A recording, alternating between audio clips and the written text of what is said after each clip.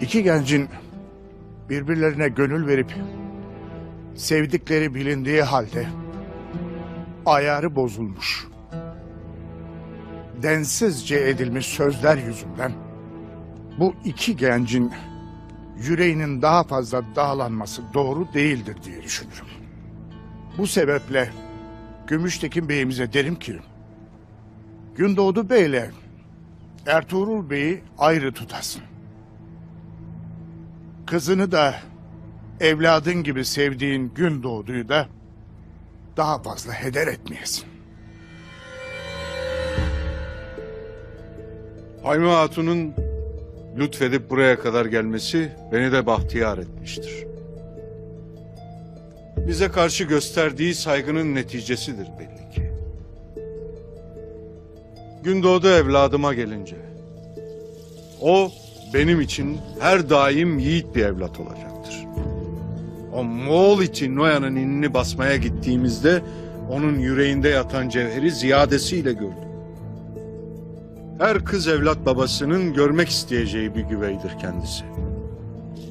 Bunu da her defasında kendisine söylemişimdir. Eyvallah beyim.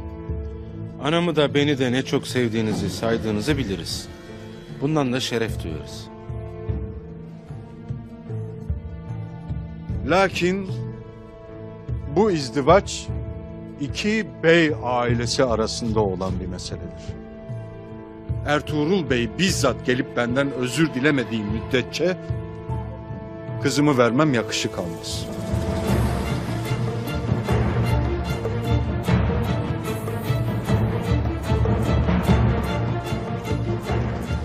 Belki büyüklerimin yanında bana söz düşmez. Lakin ben de iki çift laf etmek isterim. Yarın Gökçe ile nicedir beklediğimiz kutlu gündür. Bu mutlu günümüze gölge düşmesini isteriz. Yarın nikahımız kıyılacaktır. Belki yapılacak başka bir şey vardır Gümüştekin Bey. Tuğtekin evladımız doğru söyler ağabey. Belki bu gece bir kez daha düşünürsün.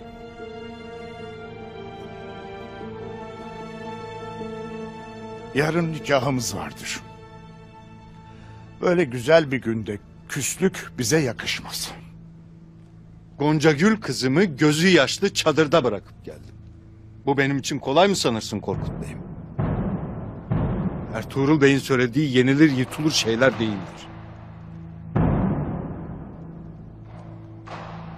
Öyle değil midir Sungur Tekin Bey'im? Ertuğrul kardeşimin yanlış iş yaptığı görülmüş değildir. Lakin dua ederim bu sefer yanılmış olsun. Demek sen de kardeşin gibi düşünürsün Sungur Tekin Bey'im. Benim ne düşündüğümün önemi yoktur Gümüştekin Bey'im. Sen de bilirsin ki Ertuğrul bir şeyi kafasına koyduysa halledene kadar durmaz. İnşallah bu mesele tez vakitte hallolur da sen de rahat edersin.